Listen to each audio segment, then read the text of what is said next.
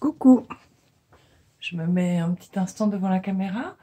C'est pour vous présenter la permaculture intensive d'intérieur. Je viens de découvrir, en fait c'était en août 2021 que Léo a parlé du livre essénien de la création, que j'ai acheté en 3 exemplaires pour le partager, que ensuite j'ai acheté les autres traductions, enfin les traductions des évangiles de paix. C'est absolument extraordinaire, universel, chamanique, tellement proche de ce que, ou complémentaire de ce que j'ai déjà expérimenté sur mon chemin du Chuang Qigong, entre autres. Et donc au début j'ai acheté plutôt les occasions, les livres d'occasion, puis après j'ai acheté les neufs.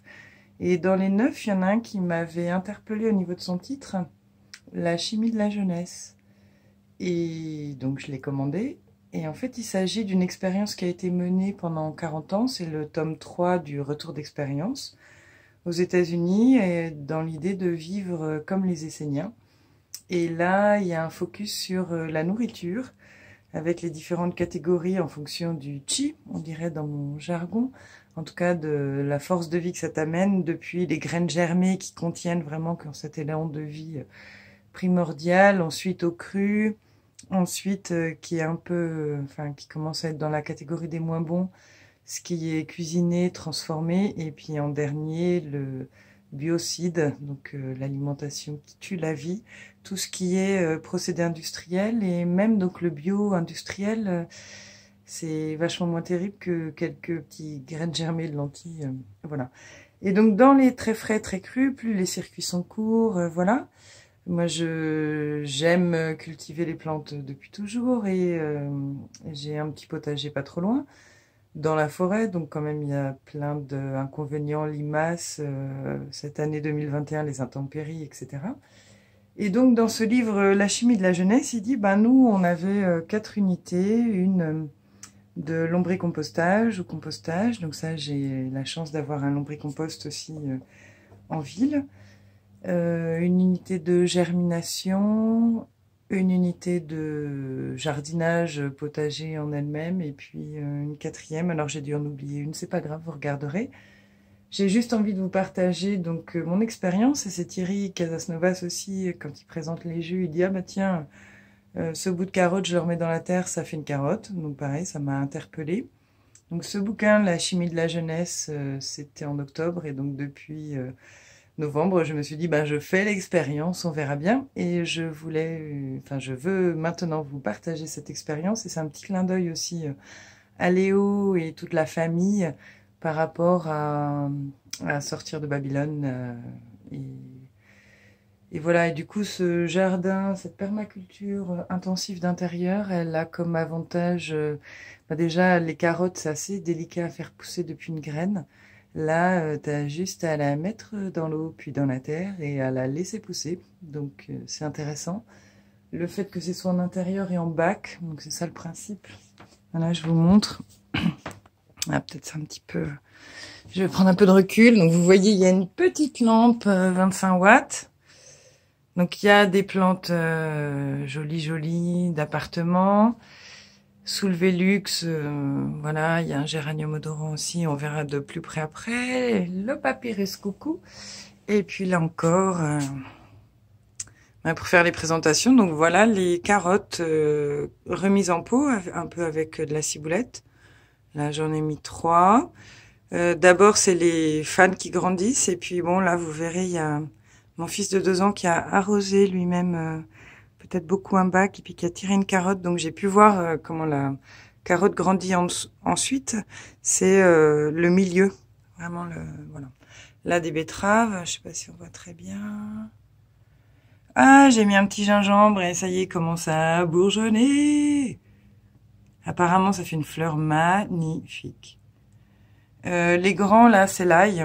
J'ai pris juste la gousse centrale. J'ai demandé à un copain un jour, tac. Petite racine, tu mets dans l'eau tout ce qui est échalote et tout ça. Et puis hop, c'est reparti. Et après, ça refera un bulbe, a priori. Là aussi, donc de l'échalote.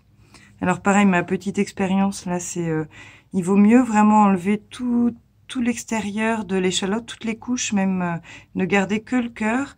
Sinon, ça fatigue la plante de faire pourrir les couches. Voilà, qu'est-ce qu'il y a ici? Ben, encore de l'ail derrière. Bon, un petit peu de mystère. Donc les betteraves, je sais pas si elles referont une énorme betterave. En tout cas, là déjà, je peux prendre les feuilles en décoration de salade ou tout ça, ou en jus. Bon, c'est toute l'information qui compte.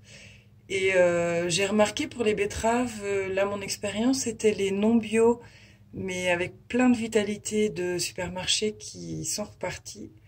Alors que les bio, en fait, elles avaient plus de vitalité, quoi. Ça n'a jamais rebourgeonné. Voilà, alors je vais vous présenter. Donc voilà la première étape des carottes. Voilà, je l'ai choisi maintenant en effet en fonction de la vitalité. Donc vous voyez, la plupart elles n'ont pas de fèves, pas de fanes, pardon. Mais elles sont bio, plein de vitalité, ça rebourgeonne, ça repart, ça fait des petits. Là c'était une endive, ça repart aussi. Je viens d'essayer le curcuma, on verra. Et donc vraiment ayez confiance, même des trucs comme ça là, on a l'impression qu'il n'y a rien. Vitalité, ça repart. Alors ensuite l'étape numéro 2, ça c'est des nouvelles aussi. Ah oui, donc bon, c'est un petit peu, il faut que je m'en occupe. Là on a l'étape numéro 2, vous voyez elles ont soif, mais ça fait des racines. Et c'est ce qui permet de l'alimenter en nutriments, la lumière, tout ça. L'étape d'après, je mets en pot. Ça, ce sera un pot que je vais offrir à quelqu'un qui en a besoin. Enfin, on en a tous besoin. Moi, je trouve que de voir la vitalité de ces petites plantes, ça nous renvoie en miroir notre propre vitalité, cette force de vie qui est en nous. Et donc, celle-là, je vais l'offrir aussi. Puis, mon idée, c'est un peu de faire des émules, quoi, parce que du coup, en termes d'autonomie, de prendre... là, j'ai 1 mètre carré dans ma chambre, en ville. Après, quand il fera meilleur, je les mettrai dehors. Et je pense que je mettrai dehors dans la cour de l'immeuble. Et je pense que je mettrai même une petite serre pour les protéger de l'eau. Vous voyez, là, d'autres carottes. Alors, les poireaux, c'est absolument génial. Maintenant, je les maintiens dans l'eau quand je les achète. Donc, les racines se développent déjà. Alors là, mon fils est passé il y a un jour, ça a renversé, vous voyez. Et il est déjà en train de... Donc ça, c'est des poireaux qui ont 4 jours. Et vous voyez la vitalité. Et donc, les poireaux, après, tu les remets dans la terre. Bon, là, ils ont un petit peu... C'est un peu plus sensible quand même, comme légumes, parce que ça reste des bébés légumes. Ils ont eu un peu de sécheresse, il y en a un qui est foutu là. Et en tout cas, j'ai déjà mangé. Alors là, je me remets de face parce que je vous partage ma joie. Ah zut, j'ai tourné le téléphone, j'espère que ça ira, cette vidéo improvisée. J'ai mangé mes premiers poireaux de jardin intérieur au bout de 6 semaines. Donc ça, tac, tac, tac. Et puis voilà. Et donc, ils ont un goût... Ils sont, donc je vous dis, ça fait des plantes pas aussi vigoureuses que une première génération. Après cela, j'ai coupé les racines. Enfin, j'ai coupé en laissant les racines. Et puis, ça repart un peu. Donc là, il y a des patates avec. Là, voilà, plus le champ de carottes, mais malheureusement, donc mon gamin est passé, donc c'est un petit peu le bazar. C'est celle-là, je vais les changer d'endroit pour les mettre plus... à la lumière dans un autre lieu, mais je vous montrerai ce que ça donne. Donc là, ça fait 2 mois. J'ai commencé il y a 2 mois, les premiers. Voilà, j'en ai offert. Tac. Et puis, les navets. Qu'est-ce qu'il y a encore? Ah, derrière le fenouil, il a... Fenouil, c'est pas encore tout à fait maîtrisé.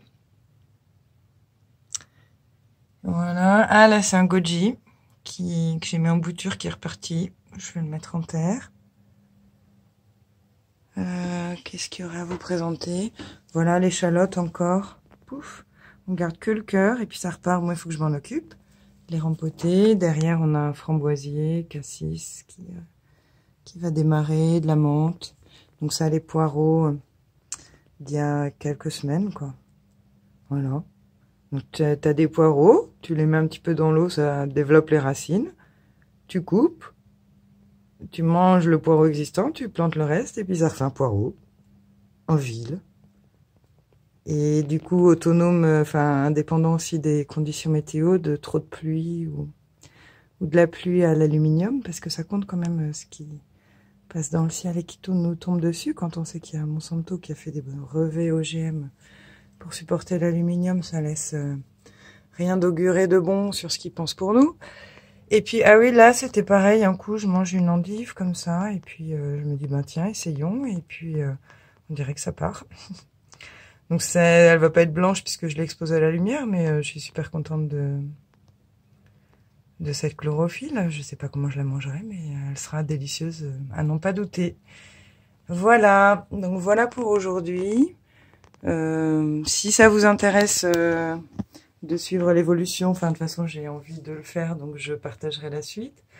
Excusez ce montage un peu dans tous les sens. On va dire c'est le moment des grands bouleversements en ce moment, donc c'est comme ça. Et puis je vais m'efforcer de faire mieux pour ces enregistrements. Donc allez-y, faites l'expérience, c'est absolument merveilleux et vraiment c'est hyper nourricier, ben, au sens propre plus tard et au sens, je vais pas dire figuré, en tout cas au niveau de l'invisible aussi, dans nos couches profondes et dans ce que ça ravive, et ça met en joie l'élan vital simplement de cette vie en miroir qui nous nourrit à tout niveau. À bientôt, bye bye. Les bébés carottes.